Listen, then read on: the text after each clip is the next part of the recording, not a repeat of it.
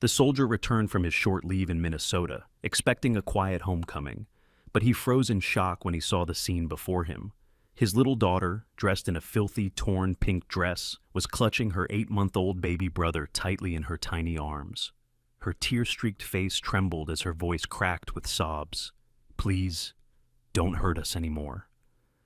At that very moment, everything Liam thought he knew about his home, his new wife, and his children began to shatter. But what dark secrets were hiding behind those quiet walls? And how far would a father go to protect his children? As you listen, we'd love to know, where in the world are you watching from today?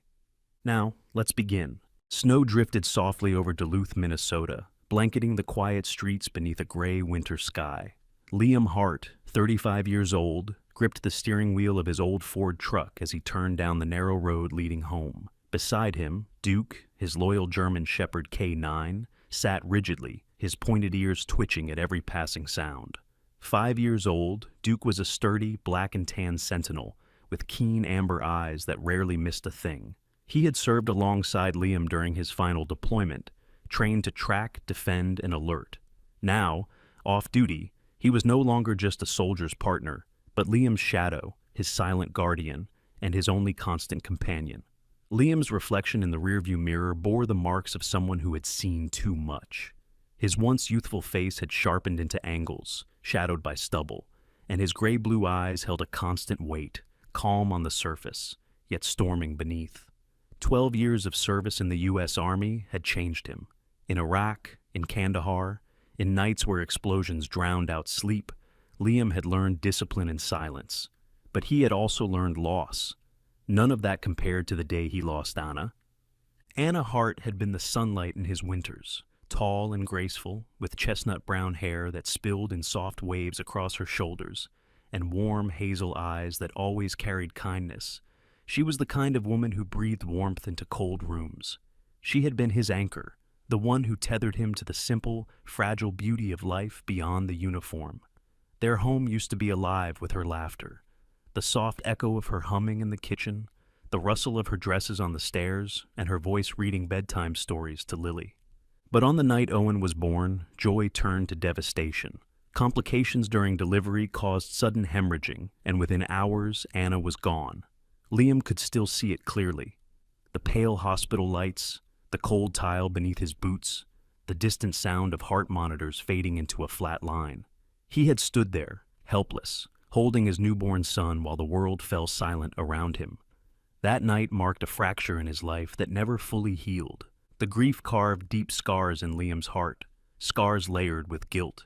He drowned himself in work, extending his deployments, volunteering for missions, anything to avoid the silence of the home where Anna no longer existed.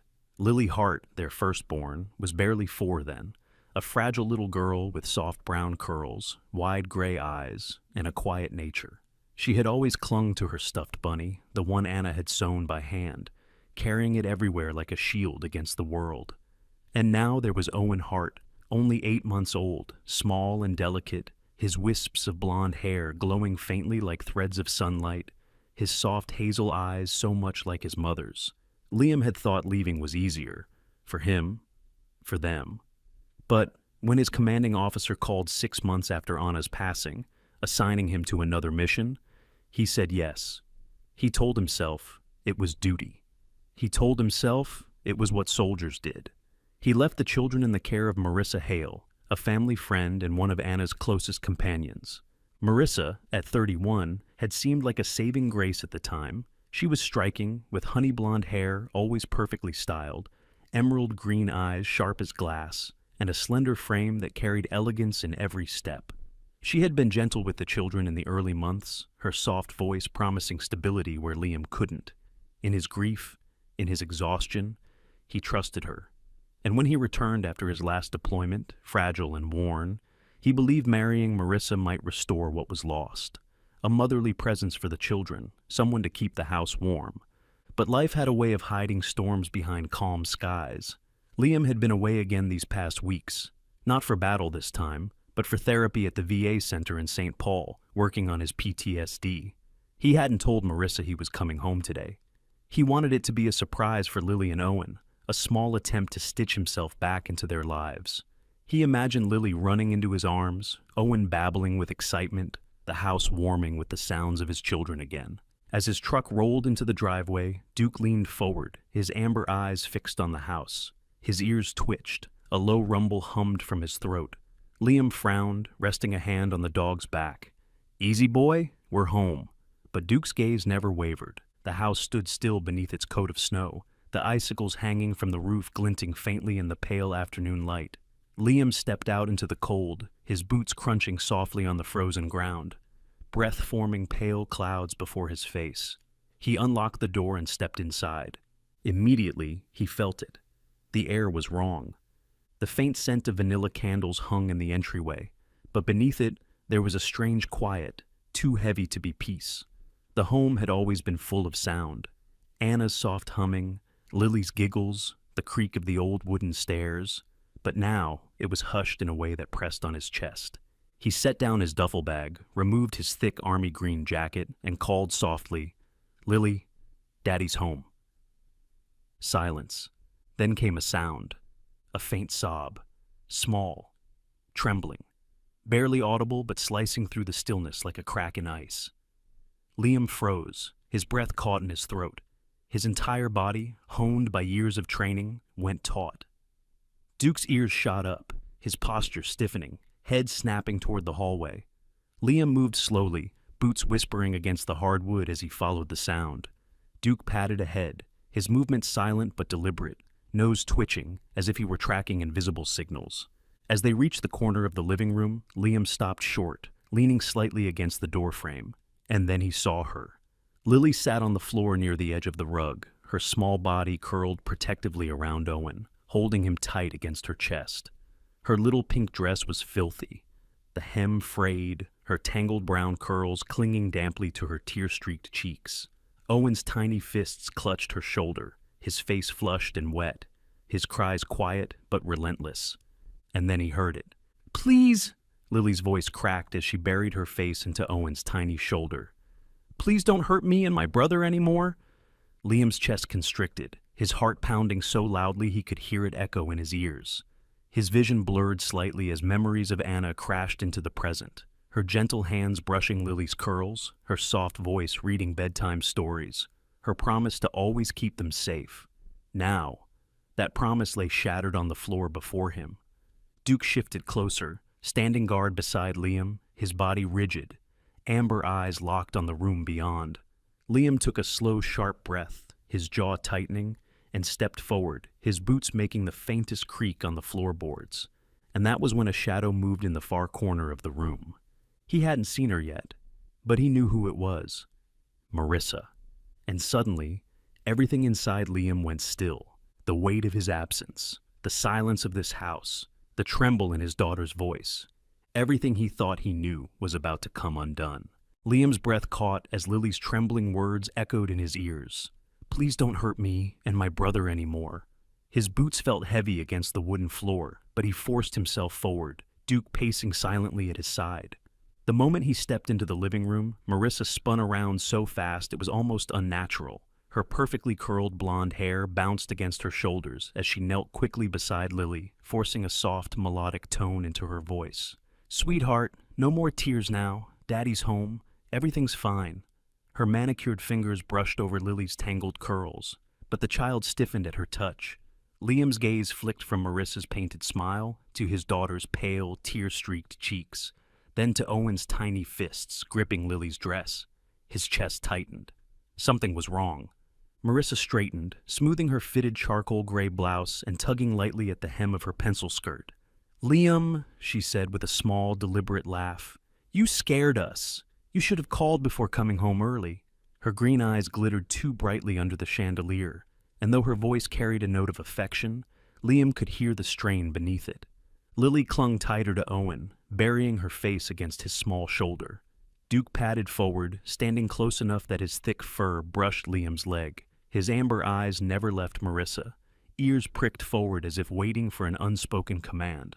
Liam crouched slowly, his rough hands hovering uncertainly before resting gently on Lily's trembling shoulders. "It's okay, sweetheart," he whispered softly. his voice carrying the steadiness she needed to hear. "Daddy's here now." Lily didn't respond, only pressed her forehead deeper into Owen's tiny neck. Marissa exhaled sharply through her nose, stepping back. "We've had a long day," she said quickly, her tone light, controlled.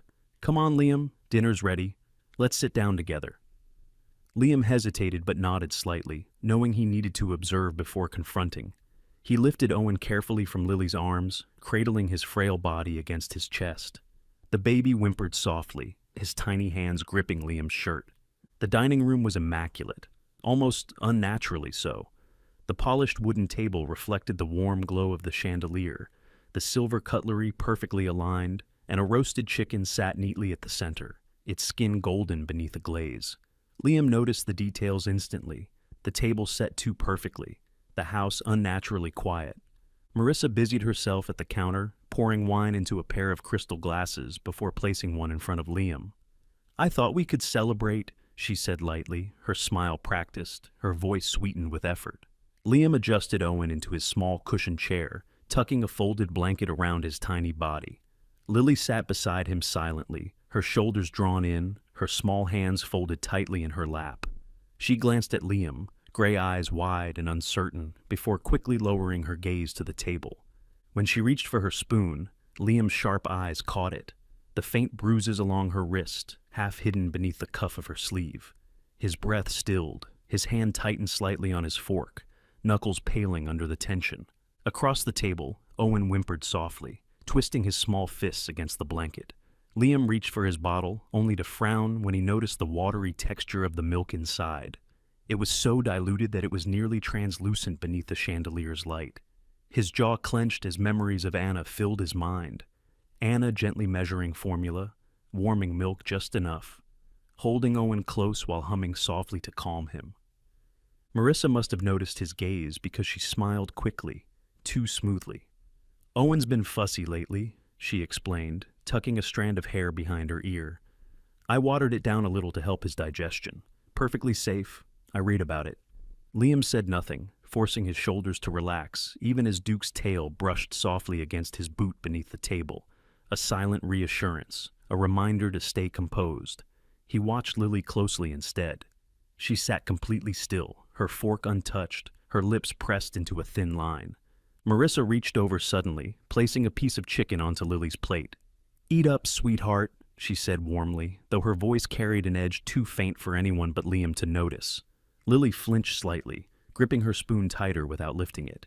The air in the room thickened, tension hanging like frost on a window pane. Then footsteps approached softly from the hallway. Greta Green, 62 years old, stepped into the dining room, carrying a basket of fresh bread. The long-serving housekeeper had been with the Hart family for over a decade, through births and heartbreaks alike. She was small but sturdy, her silver hair pulled back into a neat bun, and her gentle blue eyes carried warmth, even when her expression remained reserved. "Welcome home, Mr. Hart," she said quietly, placing the bread on the table. Her voice trembled just faintly, but there was something behind her gaze, a weight, a hesitation, that caught Liam's attention immediately. "Thank you, Greta," Liam said softly, nodding at her. Marissa smiled faintly, but her green eyes darted toward Greta, sharp and watchful. "Greta worries too much," she said smoothly. "Honestly, Liam, she spoils the children. You'll see." Greta lowered her head and slipped quietly back into the kitchen, but not before Liam caught the way her blue eyes lingered for just a moment, long enough to confirm what his instincts already screamed. After dinner, Marissa excused herself to the study, claiming she needed to finish some urgent emails. The moment her heels clicked out of earshot, Liam turned toward the kitchen, Duke padding silently at his side. Greta stood by the pantry, folding towels with slow, deliberate movements. Liam approached quietly. "Greta," he said in a low voice, his tone more command than question. She froze, her hands tightening around the fabric. Her gentle blue eyes lifted to meet his, and for a moment there was only silence. Then, with a shaky breath, she leaned closer and whispered, "Mr. Hart, things are not what they seem." Liam's chest tightened. "Tell me," he said, his voice deep, low, steady. Greta hesitated, her lips trembling faintly, then spoke softly, as though afraid the walls themselves were listening. "She locks them in their room, sir. When they cry, she locks the door from the outside. I've found Lily sitting on the back porch in the freezing cold without a coat. She called it punishment. Liam's breath caught, his hand gripping the edge of the counter until his knuckles whitened. "And Owen?" he asked, his voice tight. Greta's eyes softened, filling with quiet sorrow. "She waters his milk to make it last longer," she whispered, confirming his fears. "Sometimes he cries himself to sleep from hunger." Liam closed his eyes for a moment, a wave of guilt crushing down on him. He thought of Anna, the woman who had always protected these children, the woman whose warmth kept this house alive. He remembered leaving for missions, telling himself he was doing it for them, never realizing what his absence allowed.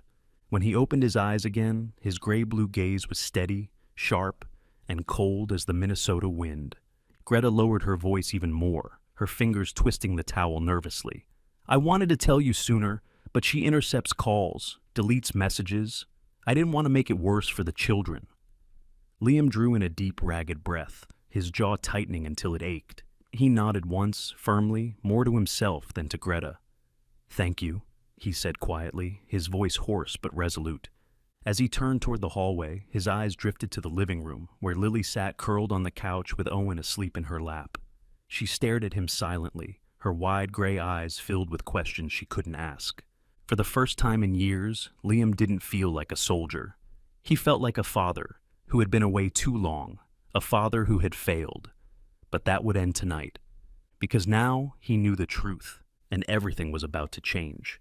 The next afternoon, the snow in Duluth had quieted into a fine mist, dusting the backyard in a delicate white layer. The air was still, but Duke was restless. The German shepherd paced near the sliding glass door, his thick black and tan coat bristling as his amber eyes tracked something unseen.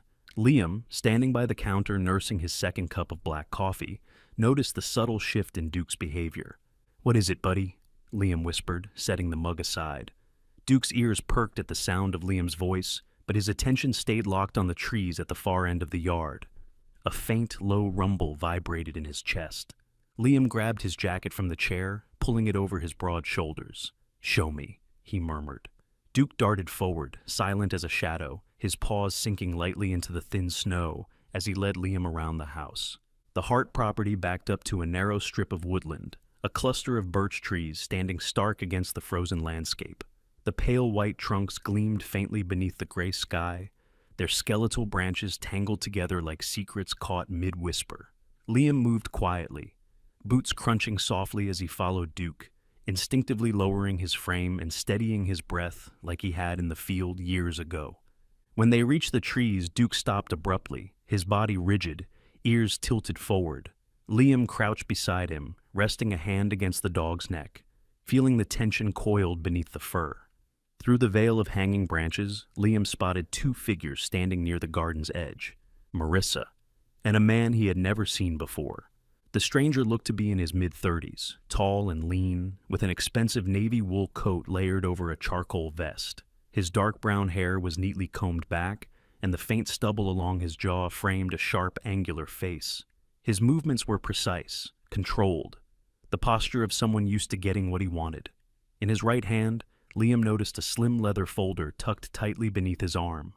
Liam's breath slowed, his gray-blue eyes narrowing as he sank lower into the snow, ducking behind a cluster of birches. He strained his ears, letting the soft winter air carry fragments of their conversation.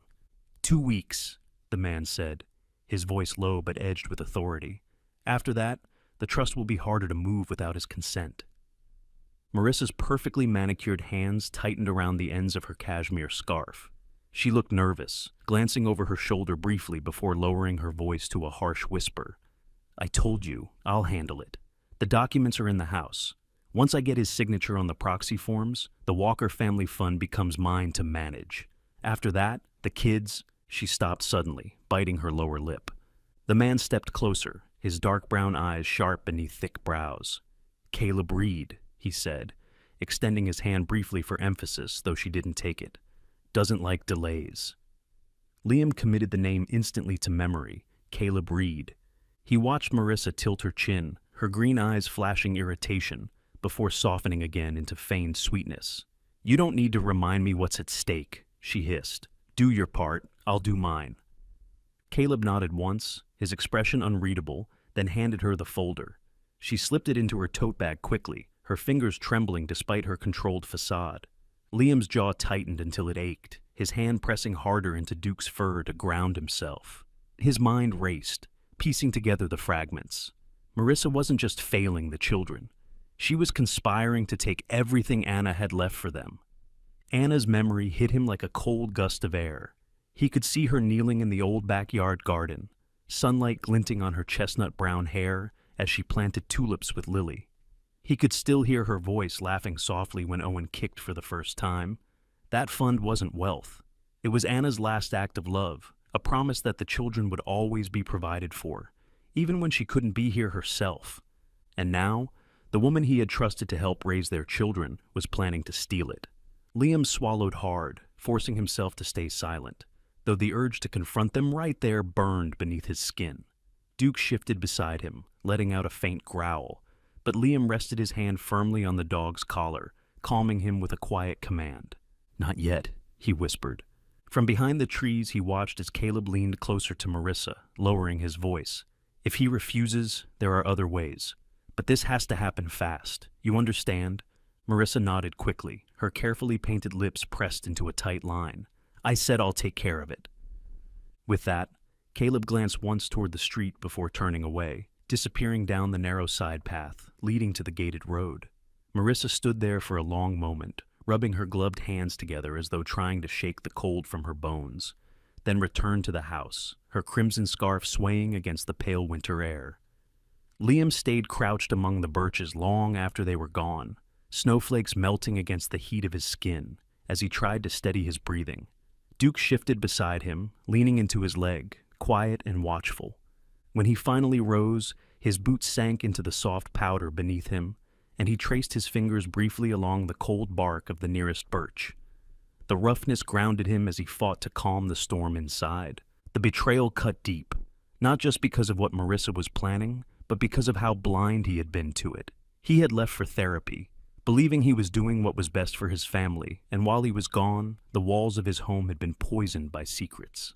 By the time Liam returned inside, the house smelled faintly of cinnamon tea and freshly cleaned wood, as though nothing had happened. The warmth of the fireplace contrasted cruelly with the frost still clinging to his jacket. Marissa was already seated in the living room, legs crossed neatly, scrolling casually through her phone, as though she hadn't just been standing in the snow, plotting to dismantle his children's future.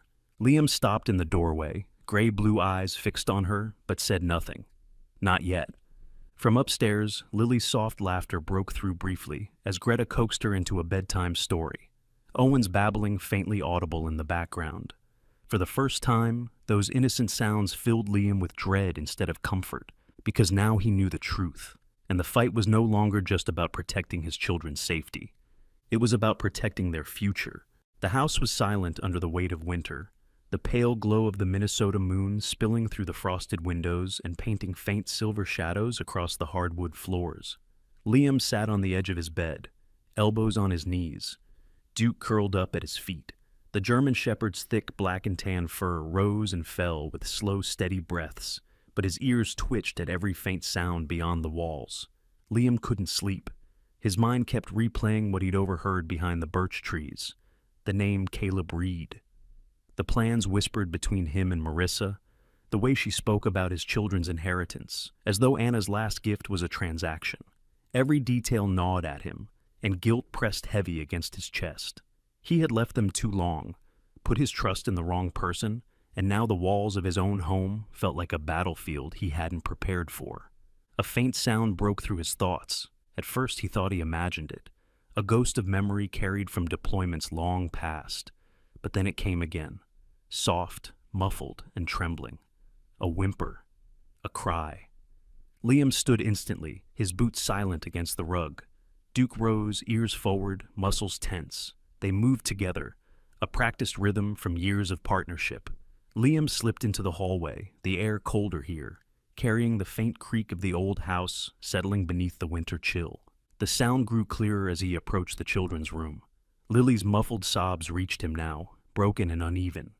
He reached for the doorknob instinctively, then stopped. It didn't turn. The door was locked. from the outside. Liam froze for half a heartbeat, his breath sharp in his throat, before fury surged through him like fire catching dry leaves. He rattled the handle once more to confirm, then pressed his ear against the wood. Inside, Lily's soft voice cracked through the silence, whispering to Owen between shaky breaths. "It's okay, baby. Don't cry. It's okay." Her trembling words hit him harder than any battlefield memory ever had. "Lily," he called softly, steadying his voice so she wouldn't hear the storm in it.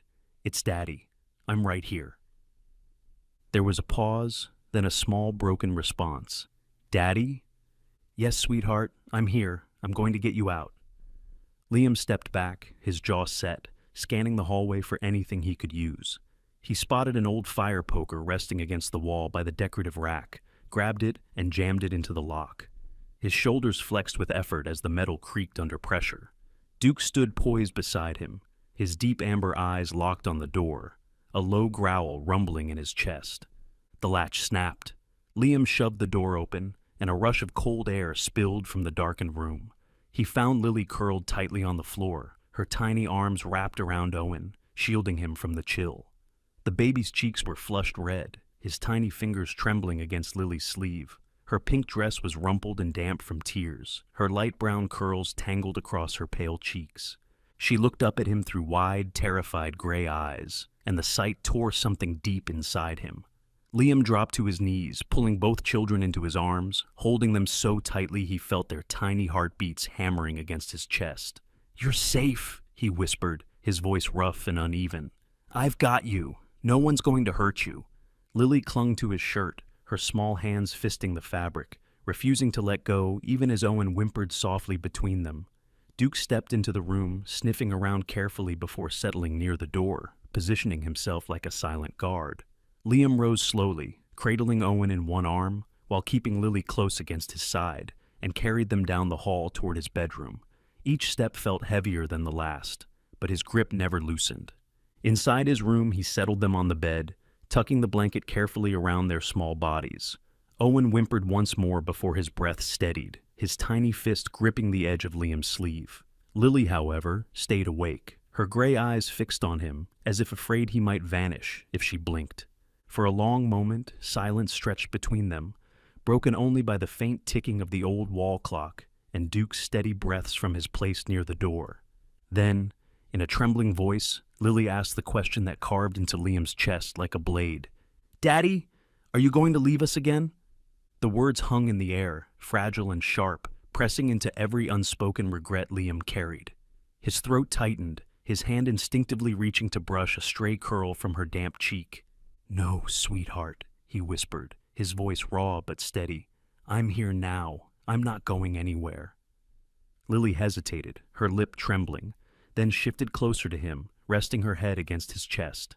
She said, "You don't want us anymore," she whispered, barely audible. The muscles in Liam's jaw clenched, his arm tightening protectively around her.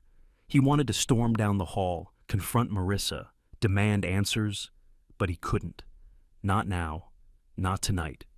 The children needed safety first, answers later. He lowered his voice to a calm, steady promise. "Don't listen to her, Lily. You and Owen are the most important thing in my world. I will never leave you. Ever." Lily's shoulders relaxed slightly at his words, her breathing growing steadier as she burrowed deeper into the blankets. Within minutes, Owen's soft snores joined hers, their tiny bodies finally easing into sleep. Liam sat on the edge of the bed, one hand resting gently on the blanket over Lily's small frame. Duke shifted closer, laying his head against Liam's boot, his amber eyes watching the door like a silent sentry. Liam stared into the darkened hallway beyond, his gray-blue gaze cold and unyielding. Tonight had changed everything. Marissa had crossed the line, and for the first time since returning home, Liam wasn't just a father carrying guilt. He was a man preparing for war. The next evening, a thin layer of frost coated the windows of the Hart residence, the Minnesota winter clinging to the house like a silent warning. Inside, the warm glow of the chandelier cast long shadows across the dining room, where Liam was setting the stage for a dinner he knew would change everything. He had called an old friend, someone he trusted more than anyone outside his late wife, to join them tonight, under the guise of a casual family meal. Connor Hayes, 38, was not just any friend. He had served alongside Liam in the 101st Airborne, a soldier known for his precision and quiet strength. After leaving the military, Connor had become a respected attorney in Minneapolis, specializing in family law and protective orders. Tall and broad-shouldered, he carried himself with the composed confidence of a man who had faced life-and-death decisions and learned to read people quickly. His sharp jawline was shadowed with a neat beard, and his steel-gray eyes always seemed to miss nothing. When Connor arrived, he stepped inside with his usual calm presence, wearing a tailored dark wool coat over a navy button-down and slate-gray trousers. His handshake with Liam was brief but firm, an unspoken signal passing between them. Tonight was not about catching up. Marissa appeared from the kitchen, her emerald green eyes glowing beneath carefully applied makeup. Her honey blonde hair fell in perfect waves, and she wore a cream silk blouse tucked neatly into a pencil skirt, her smile bright and calculated. "Connor, what a surprise," she said sweetly, her tone rising an octave too high. "Liam didn't mention we'd have company." Connor smiled politely, his voice even. "It was a last-minute invite. I hope I'm not intruding." "Of course not," she replied, gesturing toward the dining table draped in a deep burgundy cloth. "We always welcome friends here." Liam caught the quick flicker in her gaze. Surprise, slight irritation, before she slipped back into her polished mask. Dinner began with roasted chicken, mashed potatoes, and steamed green beans, the smell of garlic butter filling the air. Marissa sat opposite Connor, Lily next to her father, and Owen's small high chair tucked at Liam's side. Greta quietly served extra plates of bread and refilled glasses, her gentle blue eyes avoiding Marissa, but lingering briefly on Lily. From the outside, the scene looked picture perfect. A family, a friend, a warm home. But beneath the surface, tension coiled tight as wire. Marissa leaned forward, resting her hand lightly on Lily's small shoulder. "Sweetheart," she said softly, "why don't you show Connor your drawing after dinner? She's been practicing, haven't you?" Lily, wearing a soft gray sweater too large for her thin frame, hesitated. Her wide gray eyes darted quickly to Liam before she gave the smallest nod. But when Marissa's fingers brushed her wrist, Lily flinched almost imperceptibly. Connor noticed it instantly, his gaze flicking to Liam for half a second before returning to his plate. "You have a lovely home," Connor said casually, his tone deliberately neutral as he cut into his chicken. "I imagine raising two little ones must be challenging?" Marissa let out a delicate laugh, tucking a strand of blonde hair behind her ear. "Oh, it's wonderful, truly. I adore them as if they were my own. They're my little angels." Liam said nothing, his fork resting motionless on the edge of his plate, gray-blue eyes fixed on Marissa with the kind of steady patience he used in the field. Silent, observing, waiting. Duke, lying beneath the table, rested his large head on his paws, but kept his amber eyes locked on Marissa, his ears twitching at every shift in her tone. As the meal continued, Connor steered the conversation carefully, his years as both a soldier and a lawyer lending him a natural ability to draw people out without raising alarms. "Lily," he said gently, turning toward the girl, "do you like school?" Lily hesitated, her small fingers curling around the edge of her chair. She opened her mouth, then quickly closed it again, glancing once at Marissa. Finally, she whispered, I like it." "That's good," Connor replied warmly, his voice soft but reassuring. "You're very brave." Marissa's smile tightened, her fork pausing midair. "She's shy around strangers," she said quickly, cutting off any follow-up. Connor nodded as though accepting the answer, but the slight furrow in his brow revealed he'd noticed the fear hiding beneath Lily's quiet voice. After dinner, Greta excused herself to the kitchen to wash dishes, her small frame moving silently past the table. Marissa poured herself a glass of wine, swirling it gently as she spoke brightly about holiday plans, her laughter ringing a touch too loud. Liam excused himself to put Owen down for the night, giving Connor the briefest nod as he passed, their unspoken signal. 10 minutes later, Connor joined Liam in the study. The dim lamplight cast soft shadows across the wooden shelves lined with Anna's old books, their familiar spines a quiet reminder of everything Liam was fighting for. Duke padded into the room, settling beside the door like a silent sentry. Liam leaned against the desk, arms crossed tightly over his chest. "She's hiding something," he said quietly, his voice low but steady. Connor nodded. "I saw the way Lily reacted to her. The bruises you mentioned last night, I believe you. But we're going to need more than suspicion." Liam's gray-blue eyes hardened. "Greta told me Marissa locks them in their room. Waters Owen's milk. And now I know she's working with a man named Caleb Reed. They're after the trust Anna left for the kids." Connor's brows furrowed as he rubbed the edge of his beard thoughtfully. "If that's true, Liam, this isn't just about abuse. This is financial fraud, maybe even custodial interference. But we'll need proof before we go to court." Liam's shoulders tensed, the memory of Anna's soft voice threading through his mind. "Promise me you'll protect them." He exhaled slowly, the words rough on his tongue. "I can't let her hurt them anymore, Connor. Not one more night." Connor rested a hand on the edge of the desk, his voice steady, pragmatic. "Then we do this right. First thing tomorrow, I'll draft the paperwork for an emergency protective order. We'll file for temporary custody and freeze any attempts to transfer the trust." Liam nodded, his jaw set, but said nothing. The decision had already been made. As they stood in silence, Duke shifted, ears perking at a faint creak in the hallway. His body stiffened instantly, a low growl rumbling deep in his chest. Liam motioned him to stay silent, pressing a hand against the dog's flank. Footsteps paused just outside the study door before retreating quietly. Marissa had been listening. Connor's gaze met Liam's. Neither spoke, but the unspoken understanding was clear. They had to move quickly. That night, after Connor left under the pretense of an early morning meeting, Liam checked the locks on the children's door himself. He pulled Lily's blanket higher under her chin, smoothing a stray curl from her forehead, as Owen stirred softly in his sleep. Duke lay stretched across the threshold, his large frame blocking the entrance entirely, ears alert even in rest. He would not move until morning. Liam watched his children sleep, the weight of his promise pressing heavily against his chest. This was no longer about suspicion. This was war. The morning air over St. Louis County Courthouse in Duluth was sharp and biting, the snow-packed streets echoing faint crunches under boots as Liam walked up the wide stone steps.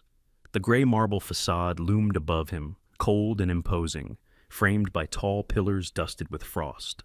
At his side, Connor Hayes carried a sleek black leather briefcase containing their evidence. Photographs, witness statements, financial documents, and a single handwritten letter from Anna, carefully preserved in its original envelope. Liam's hands tightened unconsciously around the strap of Owen's small bag slung over his shoulder. Duke stayed close to his leg, the German shepherd's alert amber eyes scanning the crowd, his thick black and tan fur ruffled by the cold wind. Lily walked quietly beside Liam, clutching her worn stuffed rabbit tightly, the faded fabric pressed against her chest like a shield. Greta had helped braid her soft brown curls that morning, and though Lily wore a pale blue sweater and wool leggings, she looked fragile beneath the weight of what lay ahead. Inside, the courthouse hummed with muted tension, shoes clicking against polished floors, low voices weaving through the halls. As they entered courtroom 2B, Liam's chest tightened. Rows of dark wooden benches lined the space, illuminated by the soft glow of chandeliers. At the front, the judge's bench towered above, framed by the seal of Minnesota. Judge Avery Lindholm, a woman in her early 50s with striking silver-streaked brown hair cut in a sharp bob, sat poised behind the bench. Her steady hazel eyes held an authority that silenced the room, but her reputation was for fairness rather than severity. She wore minimal makeup, her expression neutral yet attentive. Someone who had seen hundreds of families pass through her courtroom, but still treated each case as deeply personal. Across the aisle, Marissa sat flanked by her attorney, Alan Pierce. Alan, in his mid-40s, was a lean man with slicked-back dark hair, a navy pinstripe suit, and an assertive presence honed by years of courtroom battles. His thin lips curved into a polite but cutting smile whenever he glanced toward Liam's side. Marissa herself was dressed meticulously in a cream silk blouse and tailored blazer, her blonde hair perfectly styled into loose waves. She looked every bit the image of composure, but Liam noticed the faint tremor in her hands as she adjusted her silver bracelet. Connor leaned close, his voice a quiet rumble meant only for Liam. "Stay steady. Let the evidence speak for itself." The bailiff called the room to order. Judge Lindholm adjusted her glasses and began, her voice even and measured. This hearing concerns the emergency petition for protective custody of minors Lily and Owen Hart, filed by petitioner Liam Hart. Connor rose smoothly, buttoning his charcoal gray jacket, and approached the bench. His voice was deep, calm, and deliberate. Your Honor, the petitioner seeks temporary full custody and a restraining order against Marissa Hart due to documented evidence of abuse, neglect, and financial misconduct. We will present photographs, medical statements, witness testimony, and financial documents proving an attempted transfer of the Walker Family Trust. Alan Pierce stood immediately. Objection, Your Honor. These allegations are inflammatory and unsubstantiated. My client has been the primary caregiver while Mr. Hart was absent for months on personal leave. Judge Lindholm raised a hand, silencing him gently. You'll have the opportunity to respond, Mr. Pierce. Proceed, Mr. Hayes. Connor began systematically presenting their case. First came Greta Green's sworn affidavit and live testimony. Greta, her small frame steady but her hands folded tightly together, walked to the witness stand. Her soft blue eyes avoided Marissa as she spoke, but her voice, though quiet, carried conviction. She would lock the children in their room at night, Greta said, her voice wavering slightly. Sometimes I found Lily sitting outside on the porch in freezing temperatures, without a coat, as punishment. The baby's milk, she diluted it with water until he cried himself to sleep. Connor placed 2 photographs on the evidence table, close-ups of faint purple bruises along Lily's tiny wrists. A hush rippled through the courtroom. Alan stepped up for cross-examination, his tone sharpened like glass. Miss Green, you've worked in the Hart household for years. Isn't it true you've had disagreements with my client before, that perhaps there's personal animosity coloring your account? Greta met his gaze evenly, her voice steady this time. I've cared for those children since the day they were born. This isn't about me, Mr. Pierce. It's about their safety. Alan retreated, lips pressing into a thin, frustrated line. Next, Connor introduced the financial evidence. Bank statements, transaction logs, and a copy of the folder Liam had seen Caleb Reed hand Marissa in the backyard. The documents revealed her plans to sign over control of the Walker Family Trust. Anna's carefully preserved legacy meant solely for Lily and Owen. Then came the moment Connor had debated most. Anna's letter. He handled it carefully, unfolding the worn paper and placing it on the judge's desk. This was written by Mrs. Anna Hart before her passing, Connor said softly. She requested one thing above all else, that the trust remain untouched for the benefit of the children. Judge Lindholm read the letter in silence, her expression unreadable. Finally, she nodded slowly. Acknowledged. Marissa's composure cracked then, just for an instant. Her fingers clenched around her silver bracelet, nails pressing deep into her palm. But before Connor could continue, a small voice spoke from behind the petitioner's table. Your Honor. The entire room turned. Lily had risen from her seat, her stuffed rabbit clutched tightly in one hand, the other trembling at her side. Her gray eyes glimmered beneath the courtroom lights, her cheeks pale but determined. Judge Lindholm softened her gaze, leaning forward slightly. Lily, you don't have to speak if you don't want to. Lily's voice trembled at first, but grew steadier with each word. I want to, she whispered. I don't want Owen to grow up scared. She hesitated, swallowing hard, then added, Please, I don't want us to stay there anymore. For a moment, silence consumed the room. Connor set his pen down. Liam's chest tightened as tears threatened at the edges of his vision, but he stayed still, not daring to move. Judge Lindholm took a measured breath, her voice solemn but warm. Thank you, Lily. That was very brave. Alan Pierce began to rise, his mouth opening to object, but the judge cut him off with a single sharp glance. After reviewing the testimony, photographs, financial records, and Anna's letter, Judge Lindholm leaned forward, folding her hands firmly on the bench. This court finds sufficient evidence of abuse, neglect, and potential financial misconduct. Effective immediately, custody of Lily and Owen Hart is granted solely to their father, Liam Hart. Marissa Hart is suspended from all guardianship rights, pending full investigation. A quiet gasp rippled through the courtroom. The judge continued, her voice resolute. Furthermore, this court issues an emergency protective order and refers allegations of trust mismanagement to the county prosecutor's office for further review. Liam exhaled shakily, a weight he had carried for months finally lifting, even as his heart pounded from the enormity of the moment. Lily slipped back into her seat beside him, and he pulled her close, kissing the top of her soft curls as Owen babbled faintly in Greta's arms. Marissa sat frozen, her green eyes burning as her lawyer whispered urgently into her ear. But the decision was final. For the first time since Anna's passing, Liam felt his family truly safe. 2 years had passed since the courtroom battles, but for Liam Hart, the winters in Duluth felt warmer than ever before. The snow still fell across the old neighborhood, blanketing the streets in soft layers of white. Yet, the sharp loneliness that once haunted the house had been replaced by something new, something alive. In the backyard of the Hart residence, a small wooden sign stood proudly in the earth, its white letters carefully hand-painted by Lily herself. Anna's Garden. Below the name, tiny tulips had begun to push through the soil, their green shoots trembling in the early spring breeze. The garden had started as a project between Lily and Owen, a place where Anna's memory would live, and now it had blossomed into the heart of their home. Lily, now 8 years old, knelt carefully beside one of the garden beds, her light brown curls pulled into a loose braid that trailed down the back of her pale blue sweater. Her gray eyes, once clouded with fear, now sparkled with curiosity and quiet determination. She brushed the dirt off her knees, holding up a young tomato plant proudly. "Daddy, look! Owen and I started these from seeds."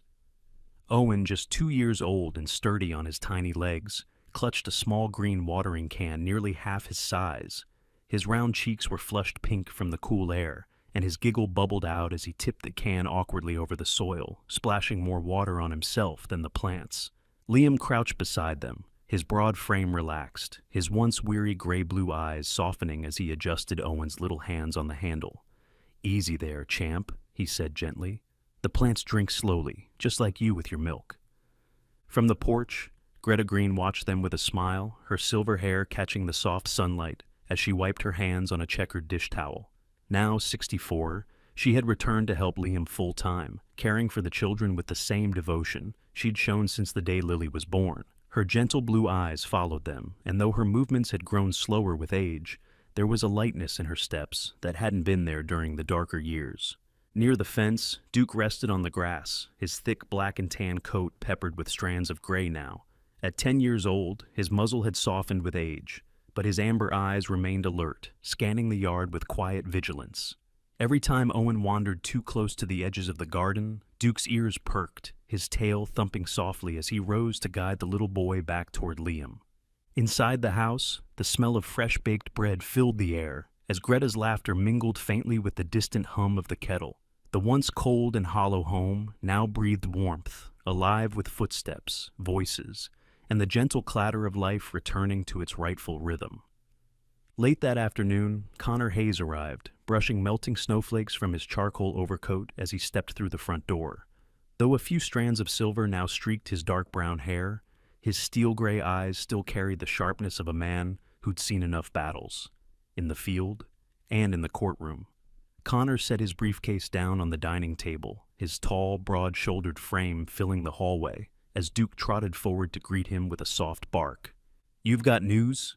Liam asked, wiping his hands on a rag before stepping over from the kitchen. Connor nodded, loosening the dark blue scarf around his neck. "The final ruling came through this morning," he said, pulling out an official-looking envelope. "The court officially recognizes your sole custody of Lily and Owen, permanently. No appeals, no further hearings. It's done, Liam." For a moment, Liam didn't speak. The weight of years, the quiet nights, the courtroom battles, the buried guilt, pressed down on him before finally lifting like a thawing winter. His throat tightened, and when he finally managed words, they came low and rough. "It's over," he whispered. Connor gave him a faint smile. "It's over. You did it."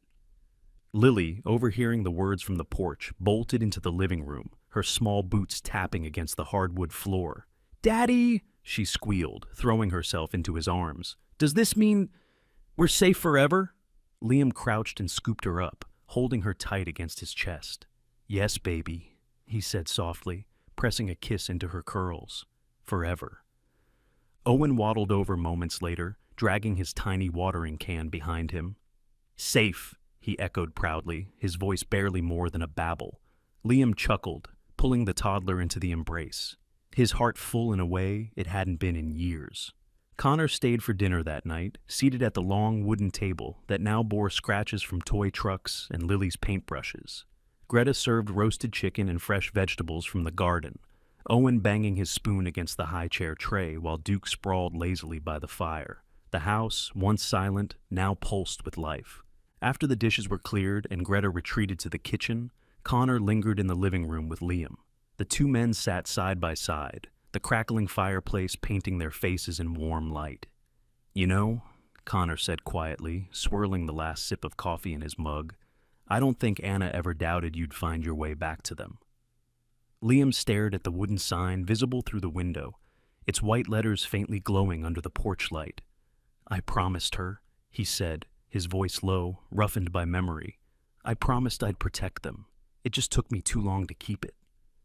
Connor placed a firm hand on his shoulder. "You kept it, Liam. That's what matters." Later that night, after the children had been tucked into bed, Liam stepped out into the cool backyard. He walked slowly to the garden, brushing his fingertips against the sign where Anna's name was carved into the wood. Duke padded beside him, his tail wagging softly as the wind carried the faint scent of soil and snow. Liam crouched, resting one knee in the dirt.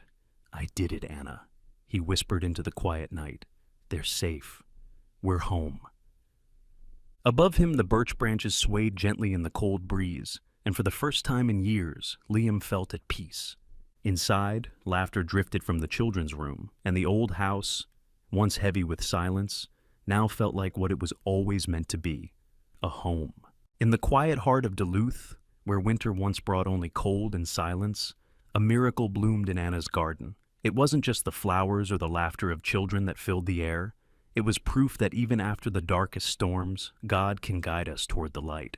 Liam's love, Lily's courage, and little Owen's smile remind us that no child should grow up in fear, and that family, faith, and hope can rebuild a broken home. If you believe in miracles, in second chances, and in God's endless grace, take a moment to share this story. Leave a comment about where you're watching from and what touched your heart the most. And don't forget to subscribe, so together we can spread love, faith, and kindness across the world. May God bless you, your family, and every child still waiting for their miracle.